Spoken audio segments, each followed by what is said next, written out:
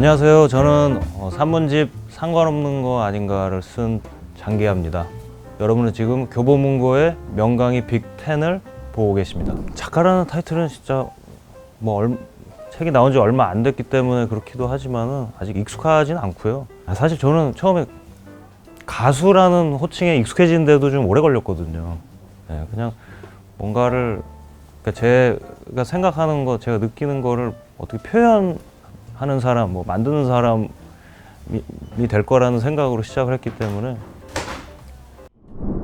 그만큼 좀 이렇게 크게 좀 칭찬을 해주시는 거죠. 이제 개성이 있다라는 얘기를 조금 과하게 칭찬을 해주시는 건데, 근데 굳이 그 개성이 어디서 왔냐를 따지면 그냥 저의 개인적인 언어에서 온 것 같아요. 제가 음악 만들 때도 제가 평소에 쓰는 어휘들 그리고 쓰는 말투를 가지고 음악을 만들어 왔고, 이번에 책을 쓸 때도 뭔가 저의 개인적인 일상생활에서 동떨어진 얘기는 피하려고 노력을 많이 했거든요.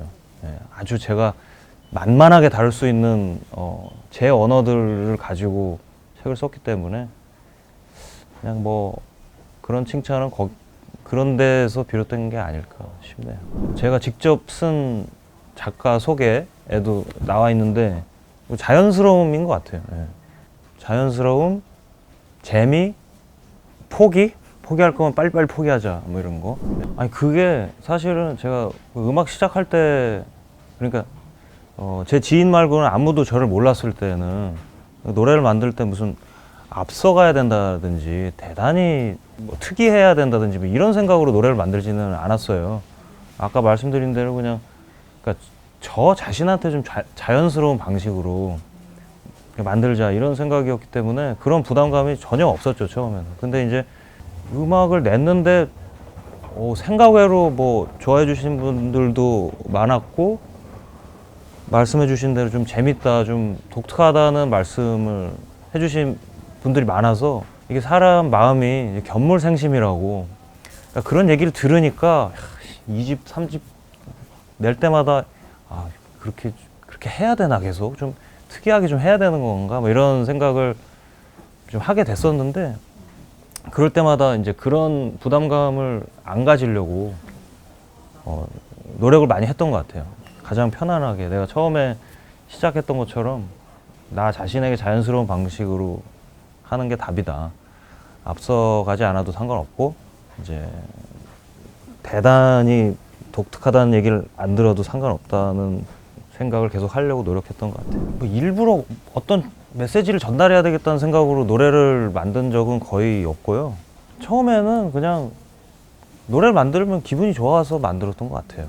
이게 제가 좀 약간 우울하고 지금 기분이 안 좋을 때도 그 감정을 좀 포착을 해서 약간 거리를 두고 바라본 다음에 그걸 약간 웃기게 표현을 해서 노래를 만들면 기분이 좋아지더라고요. 그러니까 약간 자가 치유 같은 그런 느낌?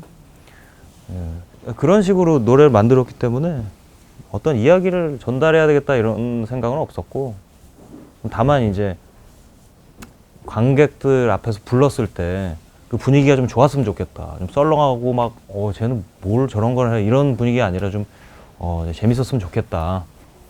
그 정도 생각을 했었던 것 같아요.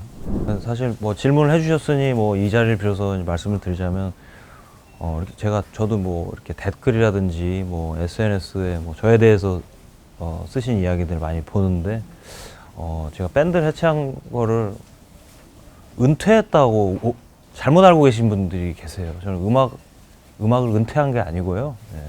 솔로 활동을 제가 준비를 하고 있습니다. 말씀해 주신 대로.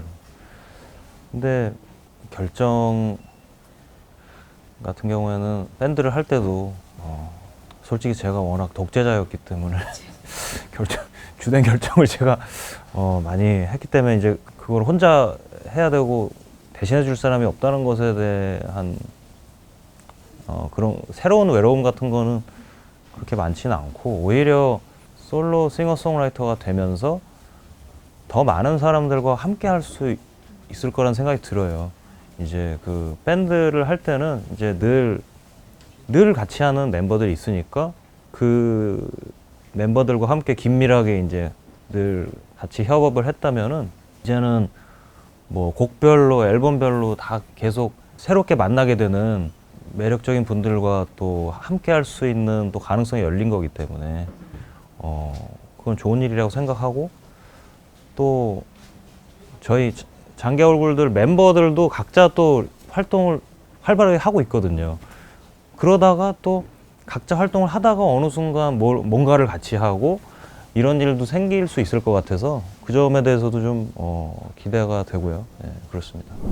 그러니까 사실 그 질문이야말로 글을 많이 쓰신 분들이 들으셔야 되는 질문인 것 같고, 저는 사실 글쓰기에 동력을 굳이 얘기하자면 제가 책을 한 권도 내지 않고 거의 40년 가까이 인생을 살았잖아요.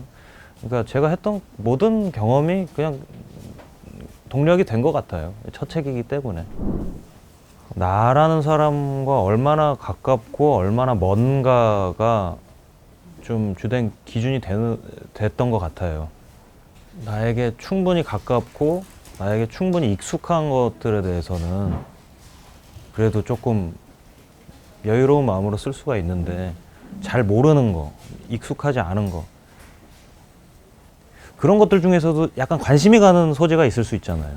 어떤 사회적인 쟁점이라든지 이런 것들에 대해서도 가끔은 관심을 가지니까. 근데 제가 충분히 들여다보지 않았고 제가 충분히 알지 못하는, 그렇기 때문에 저와는 조금 거리가 멀다고 느껴지는 것들은 써볼까 하다가도 말았던 것 같아요. 예. 화려함과 패기 넘침은 좀 다른 얘기긴 한데요. 예. 근데 화려함에 대해서 얘기하면 저는 뭐 책 쓸 때도 그렇고 음악 만들 때도 그렇고 화려함을 추구한 적은 없는 것 같아요. 그냥 저는 화려한 게 남의 창작물도 화려해서 멋있다고 느껴본 적은 별로 없고요. 그거는 뭐 이유는 잘 모르겠어요. 제 성격인 것 같고요. 패기 넘침에 대해서 얘기를 하면은 제가 잘 아는 음악하는 형님께서 너의 가사를 들었을 때는 되게 패기 넘친다는 생각이 들었는데, 할 말을 딱딱딱 하고 뭐 어쩌라고 막 이런 느낌이 들었는데, 이거 글을 너무 친절하게 쓴 감도 있어서 좀 아쉽다는 식으로 또 물론 다른 좋은 점들을 많이 말씀해 주신 끝에 그렇게 말씀해 주셨는데, 그거는 또 제가 되게 하고 싶었던 부분이긴 해요. 그러니까 그게 글을 쓰는 보람이라고 저는 생각을 했어요. 그러니까 가사를 쓸 때는 많은 것을 생략해야 좋은 가사가 되는데, 내가 친절하게 설명하고 싶었던 것들을, 내 생각에 대해서 자세하게 묘사하고 싶었던 것들을 충분히 내 마음대로 다 쓸 수 있다는 게, 이 산문이라는 게 가사와 달리 가지는 장점이라고 처음부터 생각을 했기 때문에 저는 패기 넘치는 글보다는 친절한 글을 처음부터 쓰고 싶었던 것 같아요. 일단 참 제가 이 책을 내는 순간을 정말 기다려왔던 이유 중에 하나가, 저도 이제 본격적으로 솔로 1집 작업을 해야 되는데 책을 쓰면서는 못 하겠더라고요. 제가 그 능력에 한계가 있더라고요. 멀티태스킹이 잘 안 되는 사람이라, 이제는 책을 다 쓰고 출간까지 됐기 때문에 이제 어떤 가사를 써야 될까가 이제 저의 가장 큰 관심사인데, 그거에 대해서 쓸 것 같아요. 예, 이제 주변에서 음악은 언제 하냐라고 물어보면 나는 책을 쓰고 있어서 지금 안 하고 있다, 이런 식으로 변명할 거리가 지금까지 있었는데, 이제는 변명할 거리도 없고 써야 되는데, 오늘 녹화를 하고 있는 이 시간부까지는 뭘 써야 될지 잘 모르겠거든요. 그런 감정에 대해서 모르겠다, 뭘 써야 될지, 뭐 이런 주제로 쓰지 않을까요? 어떤 글이 좋은 글이다라고 좀 절대적인 한 문장으로 정의할 수는 없다고 생각을 해요. 이게 좋은 글이라는 거는, 그러니까 제가 예전에 읽었던 것 중에 이제 니체가 그렇게 쓴 적이 있더라고요. 사람이 책에서 배울 수 있는 거는 이미 알고 있는 것 뿐이다. 그런 얘기를 읽고 그 제가 정말 좋아하는 구절이에요. 그러니까 어떤 글이 좋은 글이냐는 그러니까 오늘 내 마음에 맞는 글인 것 같아요. 예. 어저께 그저께 마음이랑 다르잖아요, 오늘. 그래서 어저께 그저께 만났다면은 별 의미 없었을 글도 오늘 만나면 오늘 내 마음에 무언가를 채워준다면 좋은 글일 수 있는 것 같고. 근데 다만 이제 제가 그 글을 쓰면서 좀 이제 내 글에 있어서 좀 나름의 원칙으로 삼았던 거, 가장 중요하게 생각했던 거는 일단 첫째로는 솔직해야 한다. 그리고 두 번째로는 무슨 말인지 알아먹게끔 써야 된다.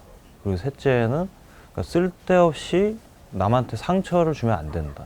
그냥 이 세 가지는 좀 지키려고 최선을 다했던 것 같아요. 그게 얼마나 잘 관철이 됐는지 모르겠는데 나름대로 좀 생각을 했어요, 그런 걸.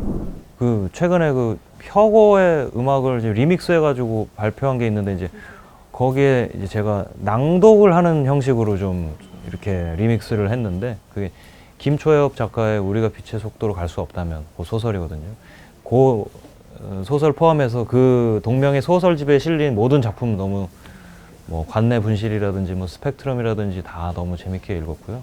김초엽 작가 SF에 관심을 이렇게 가지게 된 계기 중 하나가 또 그 전에 읽었던 과학 대중서였어요. 그 카를로 로벨리의 시간은 흐르지 않는다라는 책을 보면서 그분 얘기 들으니까 시간은 사실 흐르지 않는다고 하더라고요.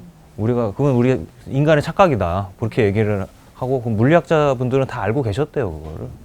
그래서 그런 게 되게 재밌었고 그리고 또 제가 제 책에서도 많이 언급을 했지만 무라카미 하루키의 에세이들은 정말 좋아하고 특히 이제 지금 생각나는 건 직업으로서의 소설가.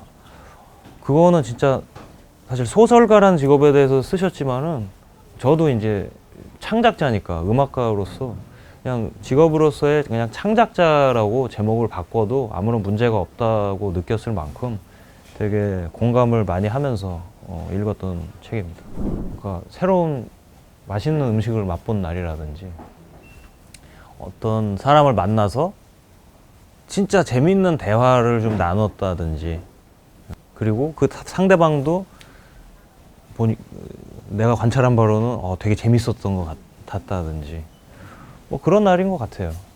공연은 또 한 지가 또 좀 됐지만은 공연 잘한 날은 정말 뭐 괜찮은 정도가 아니라 너무 기분 좋죠.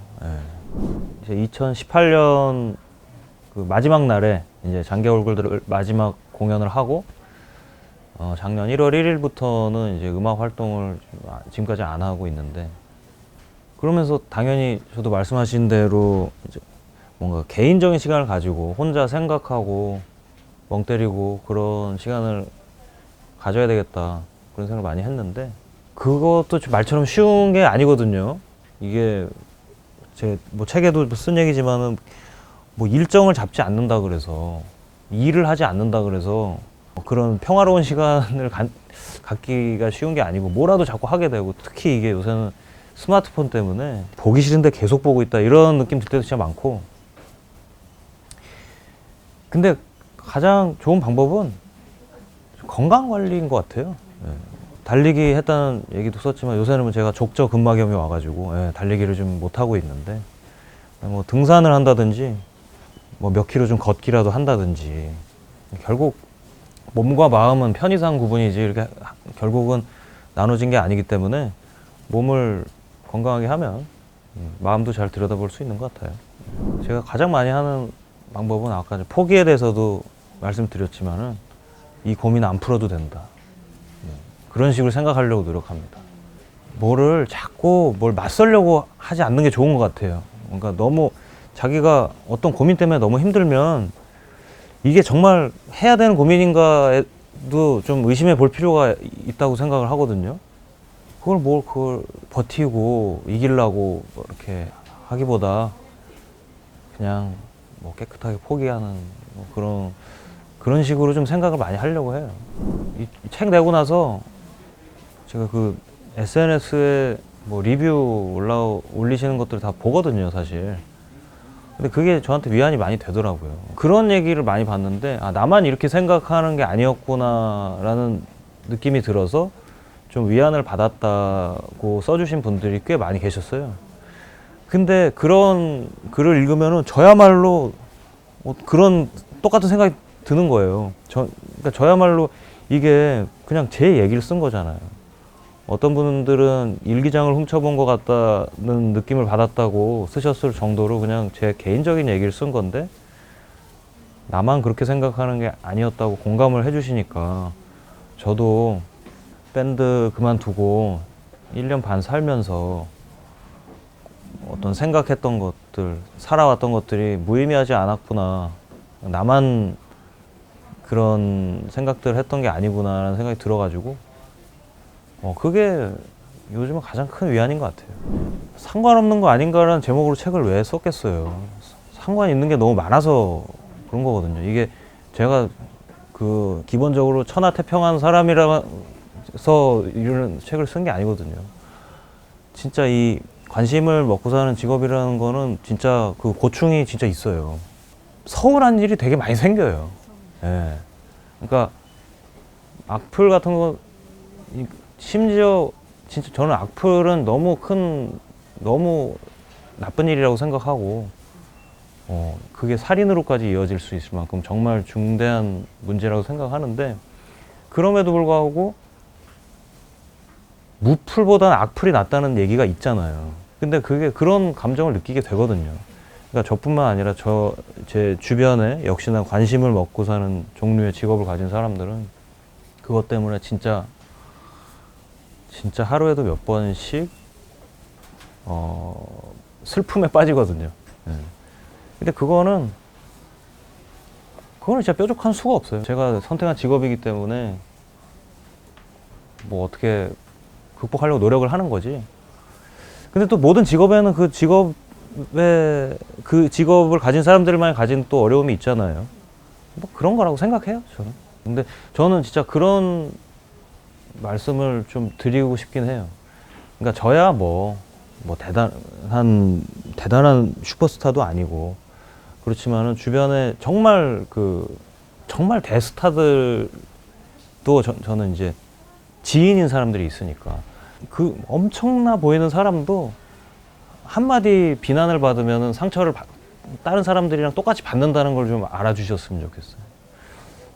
그 사람이 다 거기기 때문에 똑같이 욕하면은 기분 나쁘거든요. 네, 그거 관심을 못 받는 거에 대한 거는 내가 내가 직업 활동을 잘하는 걸로 해결할 수가 있는데, 쓸데없이 사람 욕할 필요는 없잖아요. 군악대를 안 간 게 정말, 제가 프로 드러머의 꿈을 안고 연습을 하면서 군대도 이제 군악대로 갔다 와야 되겠다고 해서 지금 준비를 하던 중에 국소성 이긴장증이라는 병이 생겨서 군악대를 포기하게 되고, 일반 병과로 이제 군복무를,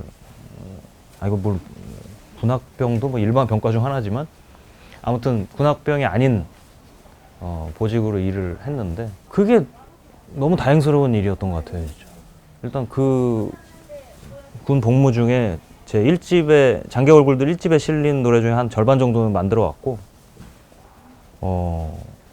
거기서 이런저런 시간을 보내면서 어떤 그 이후 10년을 잘 준비할 수 있지 않았나 싶어요. 그 군복무 기간이 저는 정말 짜증나고 싫었는데 결과적으로는 저한테 도움을 많이 줬던 것 같아요. 네, 정말 사실 뭐 그 누구도 예상하지 못한 상황이 좀 전 지구적으로 이제 벌어지고 있어서 당황하시는 분들도 많고 실질적인 피해를 입고 계시는 분들도 많다고 생각을 하는데, 모르겠어요. 이 한 사람의 인생에 늘 위기가 종종 닥치고, 그 위기가 또 전혀 예상하지 못한 방향으로 좀 희망적으로 풀리는 일도 있듯이 뭐 지금의 상황도 모든 것을 절망적으로만 볼 필요는 없을 것 같고 오히려 과거에 비해서 더 가능해지는 일들이라든지 이거를 기회로 삼아서 뭔가 새롭게 할 수 있는 일들도 분명히 있을 거라고 생각을 하거든요. 뭐 쉬운 일은 아니겠지만 뭐 각자의 자리에서 약간 마음을 내려놓고 잘 생각해 봅시다. 저도 열심히 하겠습니다. 네, 네 지금까지 봐주셔서 감사하고요. 제가 사실 책을 내고 나서는 독자분들과 뭐 직접 만나서 사인회라든지 북토크라든지 이런 것도 참 많이 하고 싶다는 기대를 하고 있었는데 상황이 여의치 않아가지고 많이 아쉬웠는데 이렇게나마 이제 만나 뵐 수 있게 돼서 너무 좋았고요. 제 책 상관없는 거 아닌가, 뭐 사실 뭐 대단한 책은 아니지만 심심풀이로 가끔 읽어주시고요. 저는 이제 또 솔로 1집을 본격적으로 준비를 할 건데 음반도 많이 기대해 주시기 바랍니다. 네, 감사합니다.